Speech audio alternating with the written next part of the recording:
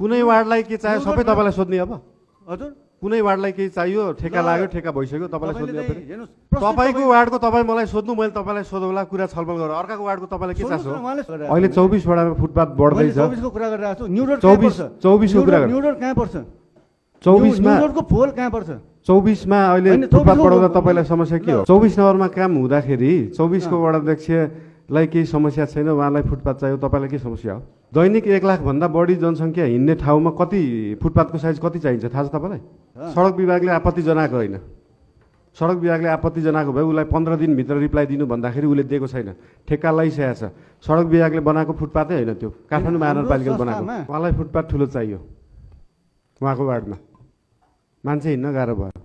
अब के गर्ने न्यू रोडलाई टुक्रा पारेकै टुक्रा पारेर बनेको थियो न्यू रोडलाई टुक्रा न्यू पारेकै रोडको छैन निर्माण टुक्रा पारेर बनेको थियो उहाँको वार्डमा उहाँको वडा भवन बन्दैछ अब त्यो भवन पनि तपाईँलाई सोध्ने अब भवन बनाउने कि नबनाउने भनेर तपाईँ विषयान्तर नगर्नुहोस् न विषयान्तर कुरै छैन। तपाईँ हेर्नुहोस् तपाईँ विषयान्तर नगर्नुहोस् कति मान्छे हिँड्दा कति पेडेस्ट्रियन फुटपाथ चाहिन्छ कति गाडी हिँड्दा कत्रो कालो पत्र चाहिन्छ त्यो मापदण्ड फलो नगर्ने तपाईँको वडामा पत्रिका पढेर थाहा पाउनुभयो कि 24 नम्बर वडामा 24 नम्बर वडामा फुटपाथ बढाउन वडाध्यक्षले मान्छेलाई हिँड्न गाह्रो भयो सेक्सुअल ह्यारेसमेन्ट भयो साँगुरो भयो पकेटमारी भयो हाम्रो फुटपाथ बढाइदिनु भन्दा 24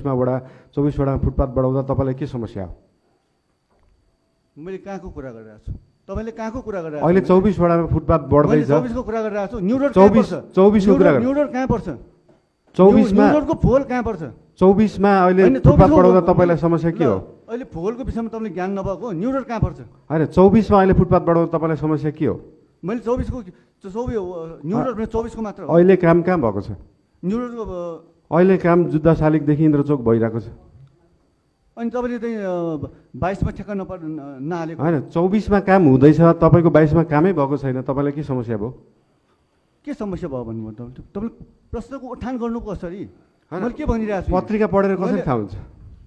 कान्तिपुर अनलाइनमा पहिलोपल्ट आयो 24 नम्बरमा काम हुँदाखेरि 24 को वडाध्यक्षलाई केही समस्या छैन उहाँलाई फुटपाथ चाहियो तपाईँलाई के समस्या हो मैले के भने त भर्खरै भन्दै हुन्छ त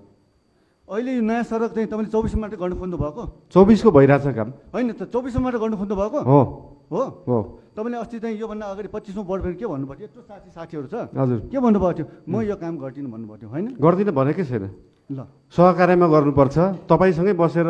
तपाईँसँगै सल्लाह गरेर गरे हो त्यो मेयर साहबले सहकार्यको कहाँनिर गर्नुभयो त तपाईँसँगै सहकार्य गरेर होइन, फुटपाथ कहाँ- बढाउने सहकार्यको डिजाइन प्रयास तपाईँले कहाँबाट हेरेकै हो सबै वडाध्यक्ष होइन, हेर्नु भएकै हो सम्बन्धित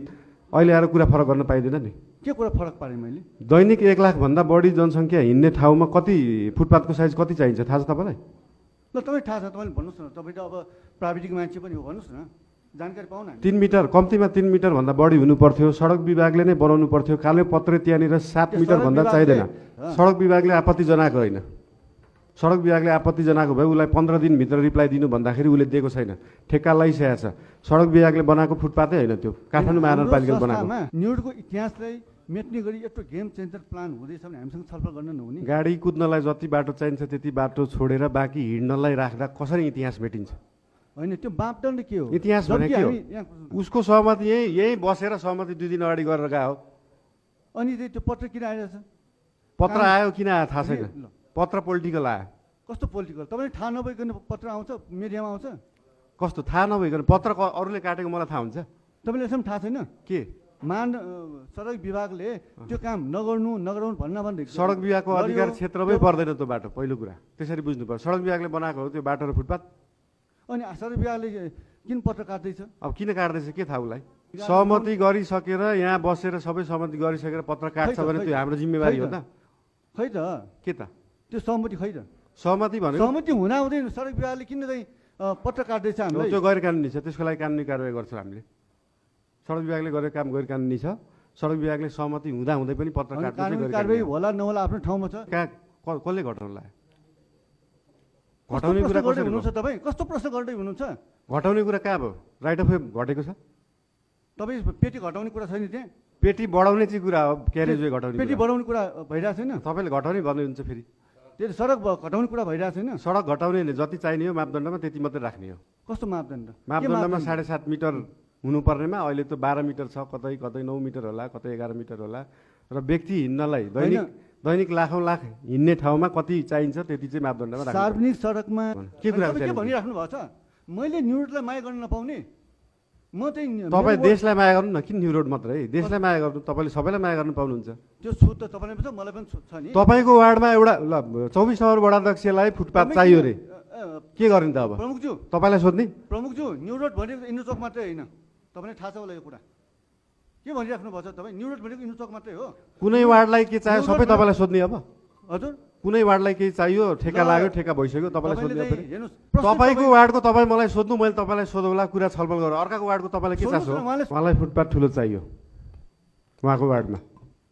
मान्छे हिँड्न गाह्रो भयो अब के गर्ने न्यु रोडलाई टुक्रा पारेकै न्यु रोडलाई छैन टुक्रा पारेर बनेको थियो न्यु रोडलाई टुक्रा न्यु पारेकै रोडको छैन निर्माण टुक्रा पारेर बनेको थियो उहाँको वार्डमा उहाँको वडा भवन बन्दैछ अब त्यो भवन पनि तपाईँलाई सोध्ने अब भवन बनाउने कि नबनाउने भनेर तपाईँ विषयान्तर नगर्नुहोस् न मेरो विषयान्तरको कुरै छैन। तपाईँ हेर्नुहोस् तपाईँ विषयान्तर नगर्नुहोस् हामीले पनि यो समाजको चिन्ता लिएर बसेको चाहिँ 35 वर्ष भयो यस्तो कुरा हामी पनि बुझ्छौँ यस्तो भाषा हामी पनि बुझ्छौँ के भनिराख्नु भएको छ तपाईँ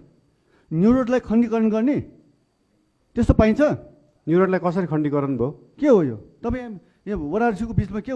गर्न खोज्नु भएको न्यु रोडको सबै टेन्डर लागेको हो जुन जुन जनप्रतिनिधिलाई सहज लाग्छ बढाउनु पर्छ त्यहाँ गर्ने जुन जुनलाई लाग्दैन नगर्ने के भयो त त्यसमा यो पक्का हो अब पक्का अब त्यही त भइरहेको छ अब न्यु रोडमा अब सडक पेटी बढाइँदैन मैले बुझेको त्यति हो बढाइन्छ किन नबढाउनु मान्छेलाई चाहियो ऐन कस्तो कानुनले बढाइन्छ दियो भन्नुहुन्छ तपाईँ? सडक 22 विभागको सडक विभागको मापदण्डले बढाउ भन्यो भने त बढाउनु पर्यो नि त सडक विभागकै मापदण्डमा भएको हिसाबले काम गर्नु पर्यो कति मान्छे हिँड्दा कति पेडेस्ट्रियन फुटपाथ चाहिन्छ कति गाडी हिँड्दा कत्रो कालोपत्र चाहिन्छ त्यो मापदण्ड फलो नगर्ने तपाईँले फलो गर्ने कि नगर्ने यो त थोरै नियम प्रश्न कानुनले गर्नु। यो शहरमा नियम कानुनले माग्यो मान्छेलाई चाहियो हिँड्न गाह्रो भयो गाडी चलाउन गाह्रो भयो जे गर्न गाह्रो भयो त्यो हिसाबले त गर्नु पर्यो नि काम मापदण्ड विपरीत काम गर्ने अब के गर्नुपर्छ के गरिन्छ भन्ने विकास डेभलपमेन्ट स्टोरी सडक ऐनले गर भन्यो भने के गर्नुहुन्छ त पहिलो कुरा के बुझ्नु पर्यो भन्दाखेरि मान्छे हिँड्नलाई जति फुटपाथ चाहिन्छ मान्छेको गाडी कुदाउनलाई जति बाटो चाहिन्छ त्यो मापदण्ड तपाईँले हामीले शहरी विकास मन्त्रालयले भौतिकवाद सबैले फलो गर्नुपर्छ र सडक विभागले आफ्नै मापदण्ड आफैले बनाएको मापदण्ड न्यु रोडमा फलो गरेको छैन त्यो मापदण्ड विपरीत जाने हो संविधानमा के अरे यो सडक ऐन नै संसदमा फेर्छन् भने हाम्रो कुनै समस्या छैन